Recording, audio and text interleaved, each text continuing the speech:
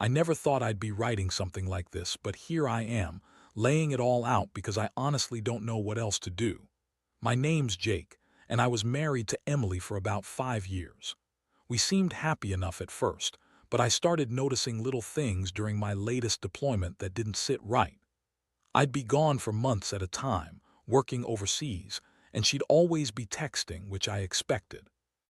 But then she started acting weird, ignoring my calls, not replying for hours, and when she did, she'd say she was busy or tired. Small things, I guess, but enough to make me suspicious. I remember coming back after 6 months and everything looked normal on the surface. Emily was happy to see me, acting like she'd missed me. But that's when I started noticing she was more distant. She'd be on her phone a lot, hiding it when I entered the room. I'd catch her quickly deleting messages or closing the screen. At first, I brushed it off. Maybe she was just busy or had other stuff going on. But deep down, I knew something was wrong.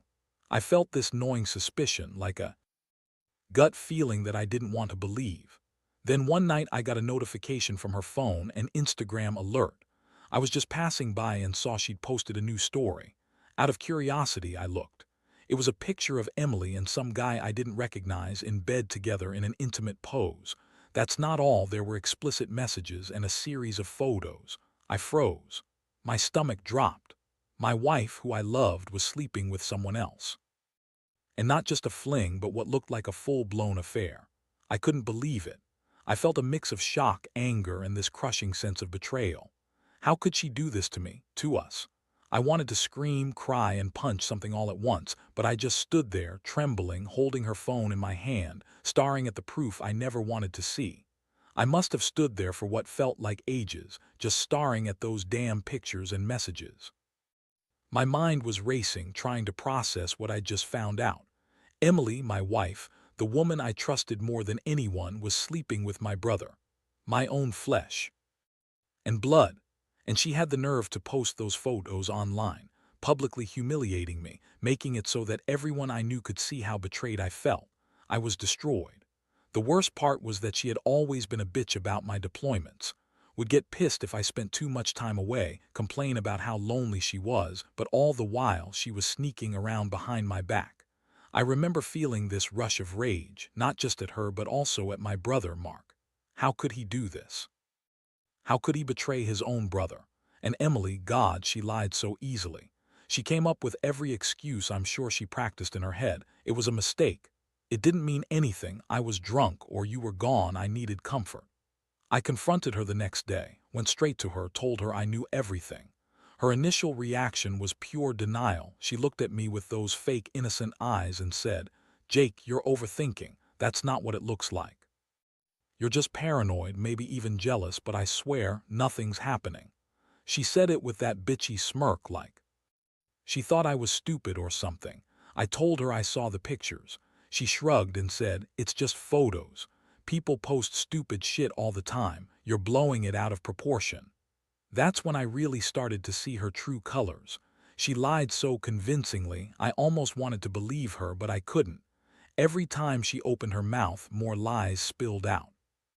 She said she and Mark had only been talking about old times, catching up, that they'd just taken a couple of photos for fun, and that the explicit ones, just a joke, no big deal. Yeah, right. I knew she was bullshitting me, but it still hurt like hell. How could she be so callous? How could she post those pictures knowing what it meant for me? I was raging inside, feeling this deep, almost uncontrollable anger, but I kept my cool. For now. After that confrontation, I felt like I was walking around in a fog. I couldn't sleep, couldn't eat. Every time I closed my eyes, I saw her face, the images of her with Mark, the way she lied so effortlessly. It was like my whole world had flipped upside down. I kept asking myself how I missed the signs, how I could have been so blind to the fact that the woman I loved was capable of this level of betrayal. I started digging into her phone more, trying to find out just how deep this went. Turns out she had been sneaking around for months. Texts, photos, secret meetings, I found everything. The more I uncovered, the more I realized she had planned this. She'd been getting intimate with Mark during my deployment, probably thinking I'd never find out. It made me sick to think she had lied to me, smiled at me while she was cheating behind my back. And the photos, those explicit shots, she posted them online, proud of her betrayal as if to rub it in my face. I knew I had to do something, but I didn't want to just lose my mind. I wanted revenge, but I also wanted her to feel the level of pain she'd caused me. I didn't want to walk away from this without making her suffer even a little, to see how it felt to be humiliated, betrayed, and discarded. I started planning quietly. I needed to gather proof that I could use, something undeniable. I wanted her to see that I wasn't going to be made a fool of, not anymore. One night, I decided to take a chance. I set up a hidden camera in our bedroom, just to catch her in the act if she ever came back home. I still didn't know what I was going to do with it, but I needed evidence, something that would hit her where it hurt. And I also started thinking about exposing her in a way she'd never see coming. She thought she was smart, that she could get away with it, but I was about to turn the tables. I felt that dark, simmering anger boiling inside me, and I knew I wasn't going to let her get away with this. Not without paying a price. Over the next few days, I kept my composure, but inside I was boiling. I knew I couldn't just confront her again without some kind of leverage. I wanted to see her reactions, catch her off guard, and gather whatever else I could. During those days, she acted even bitchier, throwing tantrums, saying I was paranoid, accusing me of spying and calling me crazy for even suggesting she'd cheat. She was playing the victim, pretending like I was the one ruining everything. That made me want to crush her even more. Meanwhile, I kept digging through her social media and her phone. I found more evidence, messages with Mark, plans they made to meet up, and photos of her in bed with him that I hadn't seen before. It was a full-on affair. She was so brazen about it, posting those pictures with captions like, "having fun with my favorite guy and can't believe I got away with this." I felt a mix of disgust and a strange sense of clarity. I knew I had to act. I couldn't let her keep humiliating me like this, or worse, keep pretending everything was fine. Then I got a phone call from a number I didn't recognize. It was a guy. A guy who claimed he'd been sleeping with Emily for months, that she'd told him she was single, that she wanted to keep it secret but was too much of a bitch to do it quietly. I didn't even hesitate. I pressed him for details, asked him when they'd met, what Emily was like in bed, and everything else I needed to know. Turns out he knew she was married but didn't care. That was my breaking point. I realized she'd been lying to me about everything. She was a total bitch and I was done playing nice. That night I decided I'd had enough. I stayed awake, waiting for her to come home. When she finally did, I played the tape of her and the guy's conversation on my phone. Her face twisted into fury, then denial. She started screaming, calling me crazy, saying I was stalking her, that I was paranoid and jealous. But I just looked at her, cold and calculated. I told her I knew everything about her affair, her posting those photos, her lying all along. I saw the panic in her eyes, and I knew I'd finally gotten through to her, that I wasn't going to let her get away with it. I had the proof. And now it was her turn to face the music. The next morning I woke up feeling numb but resolved. I knew I had to face the reality of what I had uncovered.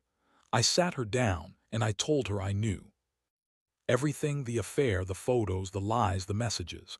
Her face was a mask of fury, then panic, then outright defiance. She started spinning her usual bullshit, saying she was tired of me being gone, that Mark was just a distraction, that it didn't mean anything. She insisted that she loved me, that she was sorry, that it was a mistake, and that I was overreacting. But I wasn't buying it anymore. I had all the evidence I needed. I looked her dead in the eyes and told her I was done, done with her lies, done with her cheating, done with being humiliated. I told her I was going to take everything: our house, her social media, the photos, everything that made her think she could get away with this. I wanted her to feel what I felt: betrayed, humiliated, and powerless. I knew I couldn't erase what she did, but I could make her regret it. In the days that followed, I started the process of separating. I moved out of the house, took down all the pictures of us together, and started blocking her on every platform.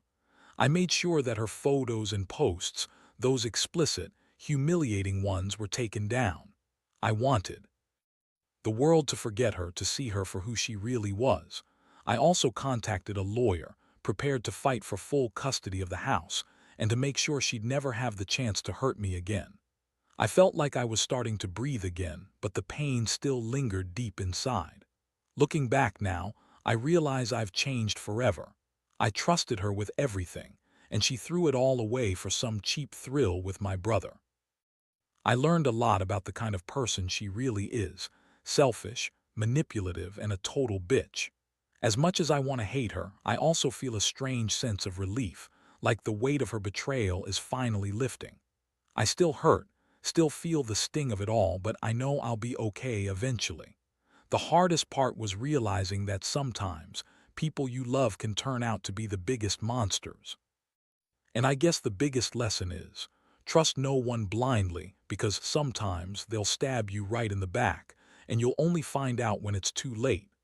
Now that I've gone through everything, I spend a lot of time reflecting on how it all happened. It's not just about the betrayal, it's about how blind I was, how I ignored all the little signs that should have tipped me off. I kept telling myself she was just stressed, or maybe I was overthinking, but deep down I knew something was wrong.